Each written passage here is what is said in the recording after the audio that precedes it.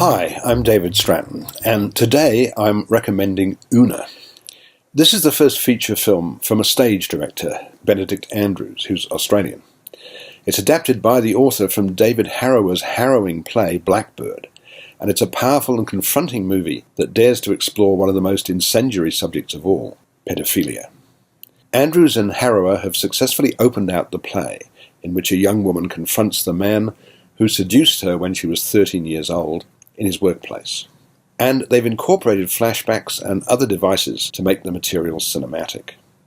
This is handled so seamlessly that you're hardly aware of the film's theatrical origins. The opening scenes, for example, jolt the viewer from one time frame to another.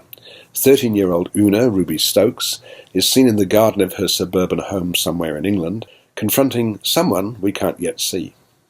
And then a brutal cut depicts Una some 15 years later, now played by Rooney, having sex with a stranger in the toilet of a disco. As the parallel stories unfold, the miserable saga becomes clearer. Ray, Ben Mendelsohn giving one of his most remarkable performances, lives next door to Una's parents. He's befriended the child and seduced her. In the present, the adult Una, still profoundly traumatized by her childhood experiences, has seen a photograph of Ray, who in the intervening period has served time in prison and has changed his name to Peter. He works in a warehouse, and that's where Una confronts him. This man.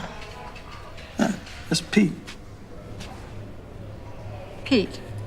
Yeah, my boss. Should be around here somewhere. Pete! Peter! Yeah.